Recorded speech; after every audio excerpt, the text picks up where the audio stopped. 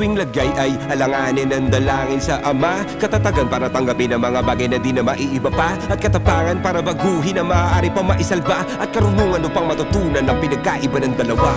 Damn! Wait lang pre, ang lalim nun. Wait lang.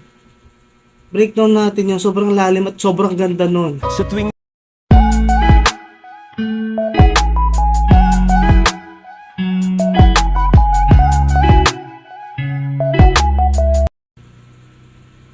Sa tuwing lagay ay alanganin ng dalangin sa Ama, katatagan para tanggapin ang mga bagay na di na maiiba pa, at katapangan para baguhin ang maaari pa maisalba, at karunungan upang matutunan ang pinagkaiba ng dalawa. What the fuck? Wait. Ano yun, pre? Ano yun? Kakapanood ko lang nung aeroplanong papel nila Smugglers, tsaka kalmado lang sila doon sa aeroplanong papel, pre. Dito 15 seconds lang yung pre. Baliw na agad si Master Luke. Balik natin. Ano pa yan? Hayop, binigla ako doon. Wait lang. Let's go. Sa tuwing lagay ay alanganin ng dalangin sa Ama, katatagan para tanggapin ang mga bagay na di na maiiba pa, at katapangan para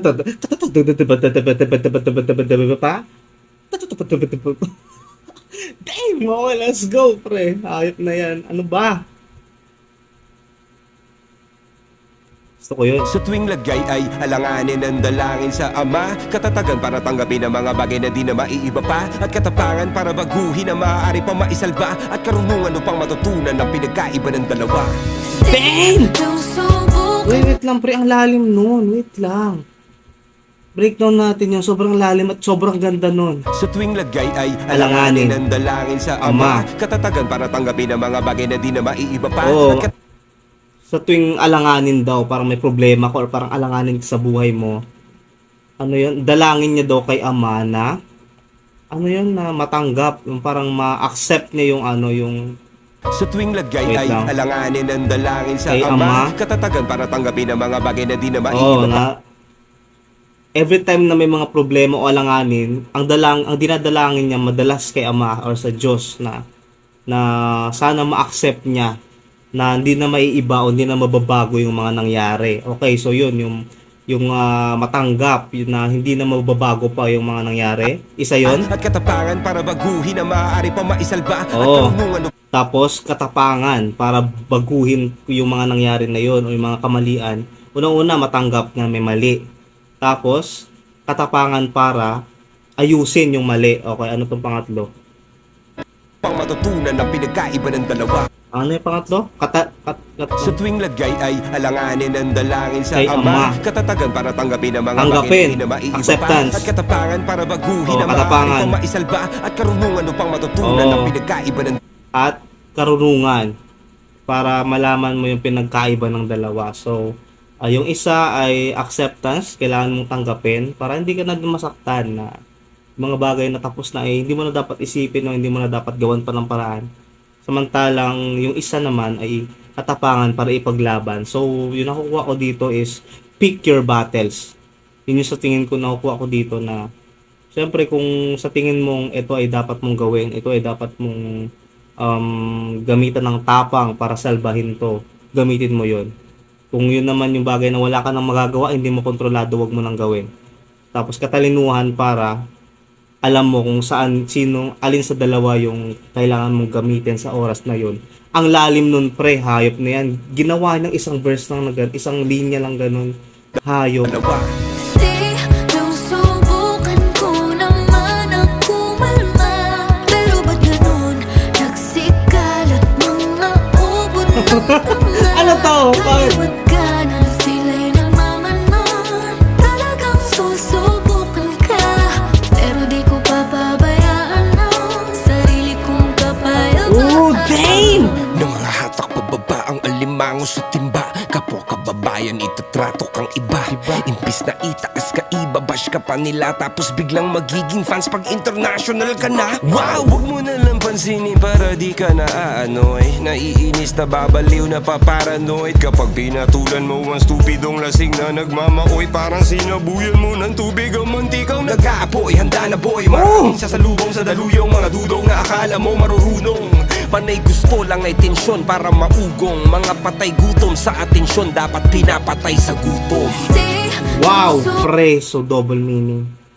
So yung basically yung sinabi niya doon as a whole no, na pag merong nag-uudyok sa'yo na parang nagta-trash talk sa'yo o nagbabash, sabi ni Looney na huwag ka nang mag-react, huwag mo nang dagdagan pa yung apoy o sabi niya nga parang kumukulong mantika na pag sinabuyan mo ng apoy, gaganon din, gaganon yung mantika, yung apoy, gaganon. So, be wise. Yun yung basically sinasabi niya na parang same lang yung sa kanta nila ni Omar Baliw at ni Ryan, yung kalmado na pag mas matagal kang darating sa paroroonan mo kung babatuhin mo lahat ng aso na kakahol sa iyo. Parang ganun lang yun na wag ka na magsayang ng oras kasi wala lang din, sasaya lang din sila. Parang pag binato mo sila ng binato o pinalagan mo sila, mas lalo silang kasi syempre kapag hinihila ka pababa, pag hinihila ka nila pababa, meaning nun, nasa taas ka. 'Di ba? So, hindi mo na kailangan pang tignan yung nasa baba. Meaning, hinihila ka nila, meaning ikaw yung nasa taas. Kaya, sabi nila, nonsense. Huwag mo na silang bigyan ng pagkain. Bali, huwag mo nang huwag ka nang gumante o huwag ka nang gumatong pa sa mga walang silbi nilang pag-aanoy sa'yo. Hayaan mo na. Kasi huwag mo sabuyan ng apoy at hayaan mo silang magutom kasi yung mga bully na nagaganon-ganon, yung mga patay gutom sa atensyon na yan, pag binigay mo yung atensyon mo sa kanila, masaya yan sila. Kaya huwag mo na silang hayaan na sumaya o makakain ng ganon. Hayaan mo daw silang magutom. Pare, from the great philosopher Looney. Let's go. Maraming sasalubong sa daluyong mga dudong na The flow! akala mo marurunong.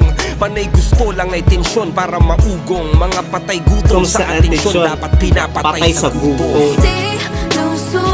Chorus pala si Ma'am dito.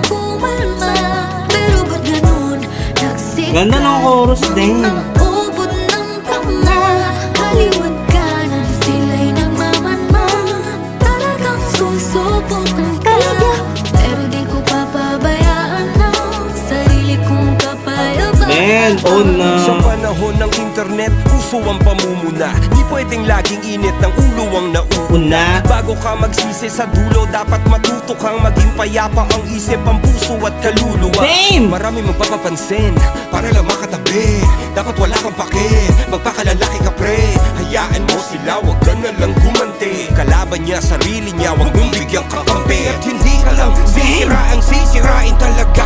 Hihilahin pa baba, titirahin sa kanta. Di na dapat ginawa, pinangalandakan pa. Itatag pangalan mo para itatag pangalan niya. Kaya pag nagagalit ang dalangin sa Ama, katatagan para tanggapin ang mga bagay na di na maiiba pa. At katapangan para baguhin na maaari pa maisalba. At karunungan upang matutunan ang pinagkaiba ng dalawa. Talagang Sinusubukan ko naman ang kumalma, pero ba't ganun?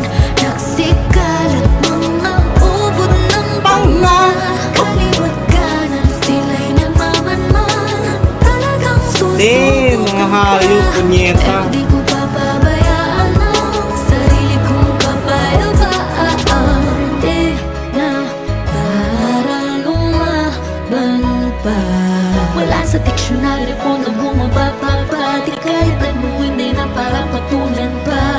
Di na para Ang ina, patama ba to sa sa kilala kong grupo? wala Di ko. sa diksyonaryo ko na bumababa pa. Di kahit mo hindi na para patulan pa. Shit.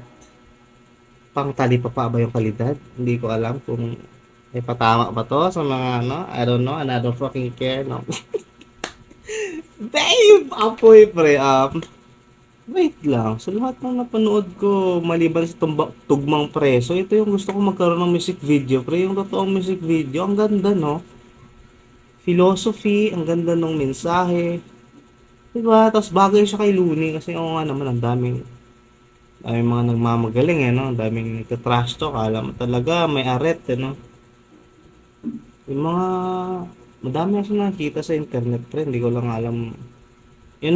Kasi nung pandemic ata or lately lang madaming trash talk kay Looney sa internet. Madaming negative shit. Alam mo yun, mga keso ganito, kaya sa pangit daw, ganito, ganyan. Men, okay lang naman na hindi mo trip yung bagay, no? Pero to the point na magsinungaling ka kasi imposible sa normal na utak ng tao na magsabing pangit yung kanta ni Looney. Sobrang unlikely mangyari yun kasi wala pa akong naririnig na kanta ni Looney na pangit. Pwede siguro hindi mo siya trip o hindi mo siya timpla. Alam mo, parang, ito, hindi ko masyadong trip to. Pero to the point na sabihin mong pangit, napaka-imposible pre, no? Inggit talaga yung nangyayari sa mga ganyan ay manira yung kanilang hobby, no? Kaya sabi ni Looney, huwag mo silang bigyan ng rason para para sumaya. Yan mo sila. Kasi magugutom yan mo. Grabe, no? Double meaning, triple meanings, magugutom. Grabe. Literal na magugutom yung pride nila. Mawawalan din sila ng viewers, magugutom. Damn, sana magkaroon ng fire yung ginagawa ni Looney na to para masunog yung dapat masunog. So yun lang, Master. Maraming salamat sa panonood. Comment ka pa sa baba kung gusto mong panoorin natin at papanoorin natin yan malamang. Maraming salamat. This has been Curve Speech and you have been amazing.